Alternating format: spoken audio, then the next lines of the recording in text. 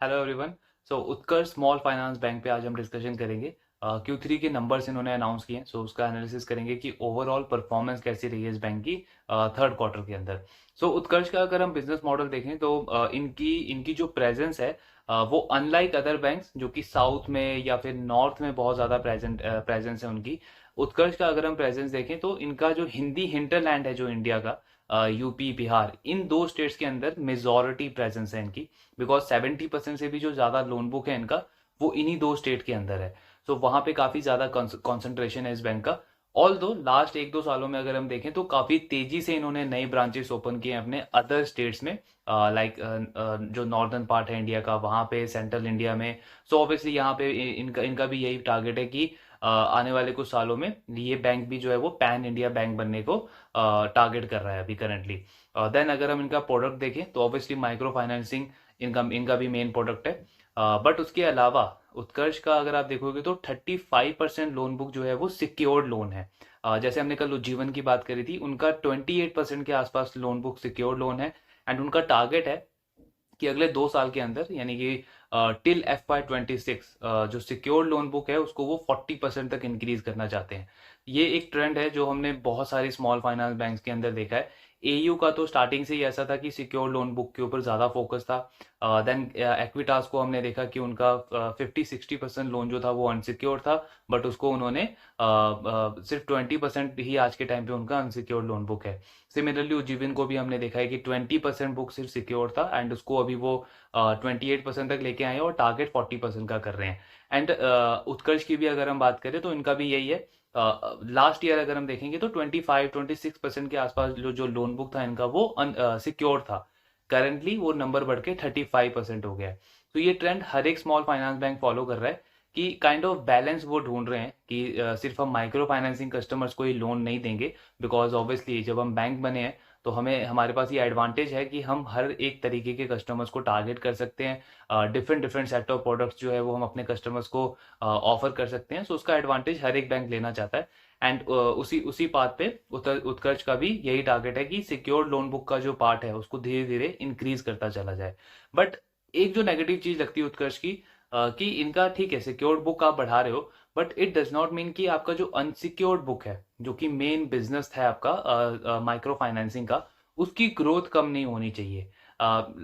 Because because अगर हम इनका लास्ट 4 साल का अगर हम डेटा देखें तो इनका जो सिक्योर्ड लोन है, जो अदर रिटेल कैटेगरी के अंदर आता है, वो 85% से ग्रो हुआ है। वीजा वीज जो इनका अनसिक्योर्ड लोन है जो कि मेन प्रोडक्ट है इनका माइक्रो फाइनेंस का, वो सिर्फ 15% से ग्रो हुआ है। सो दोनों की ग्रोथ में अगर हम देखें तो बहुत ज़्यादा डिफरेंस है। ऑब्वियसली बेस जो था वो बहुत छोटा था इनका जो सिक्योर्ड लोन है उसका, लेकिन स्टिल 15% की ग्रोथ जबकि पूरा लोन बुक आपका कंसिस्टेंटली 25-30% से ग्रो कर रहा है, तो वो एक काफ़ी नेगेटिव चीज़ लगती है।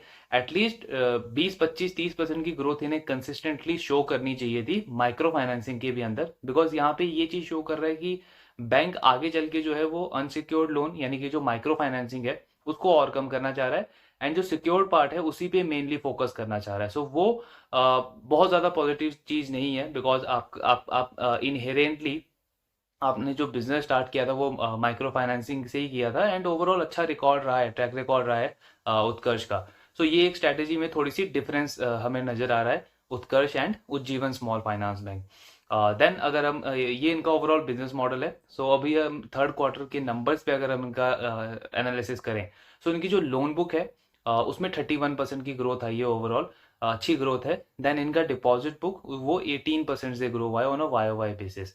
अब डिपॉजिट बुक में हमने लास्ट क्वार्टर में भी डिस्कस किया था कि सबसे बड़ी प्रॉब्लम है उत्कर्ष की कि इनका जो लोन बुक है उसका साइज अराउंड 16-17 thousand करोड़ के आसपास है। बट जो इनका जो डिपॉजिट बुक है उसका साइज 15-16 thousand करोड़ के आसपास है। यानी कि जो डिपॉजिट बुक है उत्कर्ष का वो इनके लोन बुक से भी कम है। अब इसमें प्रॉब्लम ये होती है कि आपको अगर लोन ग्रोथ, जो लोन बुक है आपका, वो अगर कंसिस्टेंटली 25-30% पे ग्रो करना है तो आपको डिपॉजिट तो ग्रो करना ही पड़ेगा। लेकिन उत्कर्ष के साथ प्रॉब्लम ये हो रही है कि लोन बुक तो ये ग्रो कर रहे हैं 30-25% पे कंसिस्टेंटली, लेकिन जो डिपॉजिट बुक है वो इनका वही थोड़ा सा 15-20% के आसपास ही ग्रो कर पा रहा है। एंड यहाँ पे डिपेंडेंसी बहुत ज़्यादा बढ़ जाती है एक बैंक की मार्केट बोरोइंग्स के ऊपर। सो ऑब्वियसली अगर आप मार्केट से डायरेक्टली बोरो करोगे तो आपका जो कॉस्ट ऑफ फंड है वो ज़्यादा होगा, कॉस्ट ऑफ फंड ज़्यादा होगा आपका, तो अगेन आपको जो कस्टमर्स आप टारगेट करोगे वो थोड़े से पुअर क्वालिटी के करने पड़ेंगे, बिकॉज उन्हीं को आप ज़्यादा इंटरेस्ट रेट चार्ज कर सकते हो, अदरवाइज आपके मार्जिन श्रंक हो जाएंगे। एंड पुअर क्वालिटी कस्टमर से आपका जो एसेट क्वालिटी का इशू है वो और ज़्यादा बढ़ जाएगा। सो ये एक रिस्क रहता है। तो बहुत इंपॉर्टेंट है उत्कर्ष के लिए कि अपने डिपॉजिट बुक को उनकी जो ग्रोथ है डिपॉजिट बुक की उसको थोड़ा सा फास्ट करें। एटलीस्ट लोन बुक अगर जरूरत पड़े तो लोन बुक की ग्रोथ को वो कम कर सकते हैं, जैसे कि आईडीएफसी फर्स्ट ने किया था। आईडीएफसी फर्स्ट भी जब मर्ज हुआ था, सो उस टाइम पे 140% का क्रेडिट डिपॉजिट रेशियो था उनका, यानी कि लोन बुक बहुत ज़्यादा था एंड लोन बुक बहुत ज़्यादा था एंड डिपॉजिट बुक जो है वो काफ़ी कम था। उसको उन्होंने अभी करंटली कम करके 101% पे लेके आए हैं लास्ट 5 ईयर्स के अंदर। तो सिमिलरली उत्कर्ष को भी बहुत ज़्यादा इंपॉर्टेंट है उनके लिए भी कि कंसिस्टेंटली अपना डिपॉजिट बुक जो ग्रोथ है उसको थोड़ा से फास्ट पेस पे ग्रो करे, एंड सेक्रीफाइस थोड़ा बहुत कर सकते हैं वो लोन बुक की ग्रोथ के ऊपर। देन इनका अगर हम मार्जिन देखें तो मार्जिन में इंप्रूवमेंट आई है। 9.2% का मार्जिन था इनका लास्ट क्वार्टर, वो इंप्रूव होकर 9.7% पे आया है। तो इसका एक इंपॉर्टेंट रीजन है कि इन्होंने जो इंटरेस्ट रेट है, जो यील्ड है वो इंक्रीज किया है ऑलमोस्ट 4-5 बेसिस पॉइंट से इन्होंने अपने कस्टमर्स को जो इंटरेस्ट रेट है वो ज़्यादा बढ़ाया है, बिकॉज 18% के आसपास का यील्ड था इनका लास्ट क्वार्टर में। इस क्वार्टर में जो यील्ड है वो 19% के आसपास टच कर रहा है। सो यील्ड इन्होंने इंक्रीज की है। देन जो कासा बुक है इनका, वो कासा रेशियो जो है वो 20% के आसपास है। सो कासा रेशियो अगर हम लास्ट ईयर भी देखें तो भी यहीं स्टक था इनका 20-21% पे। लास्ट क्वार्टर में भी 20% था एंड इस क्वार्टर में भी अगेन 20% है। सो ये बहुत ही खराब नंबर है। Obviously we can not complain कि ये स्मॉल फाइनेंस बैंक है, तो इनका कासा रेशियो हम सडनली 40% तो नहीं एक्सपेक्ट कर सकते, बट एटलीस्ट जैसे एक एक अप ट्रेंड हमने देखा है उज्जीवन स्मॉल फाइनेंस बैंक में, जहाँ पे उनका 18-17% का कासा था, अभी वो 25% पे टच कर रहा है। एक्विटास ने कासा बहुत अच्छे से मेंटेन किया अपना, 33-35% के आसपास का कासा रेशियो है। सो एटलीस्ट उत्कर्ष को भी जो हमने बात करी अभी डिपॉजिट बुक में उनको कासा पे ज़्यादा फोकस करना चाहिए।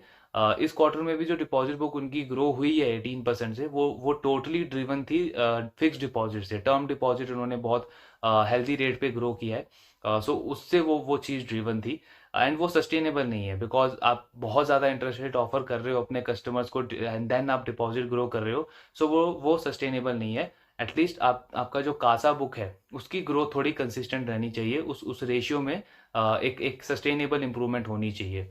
देन इनका अगर हम नेट प्रॉफिट देखें तो नेट प्रॉफिट इनका 24% के आसपास से ग्रो हुआ है ऑन अ वाई बेसिस। तो ओवरऑल जब हम रिजल्ट देखते हैं तो लोन बुक की ग्रोथ अच्छी है 31%। डिपॉजिट बुक में ऑब्वियसली हमने डिस्कस किया एक इशू है, वो इनको सॉल्व करना पड़ेगा, उसमें इंप्रूवमेंट करनी पड़ेगी। देन मार्जिन अगर हम देखें तो वो हेल्दी मार्जिन है और इम्प्रूव हुए हैं, और नेट प्रॉफिट फाइनली 24-25% पे ग्रो हुआ है। अब जो मेजर चैलेंज है एक तो डिपॉजिट बुक का है ही, बट उसके साथ में जो ये भी हमने लास्ट क्वार्टर में डिस्कस किया था उत्कर्ष के साथ कि इनका जो क्रेडिट कॉस्ट है वो अगेन इस क्वार्टर में भी 2% से भी ज्यादा है, 2.2% के आसपास का क्रेडिट कॉस्ट है इनका।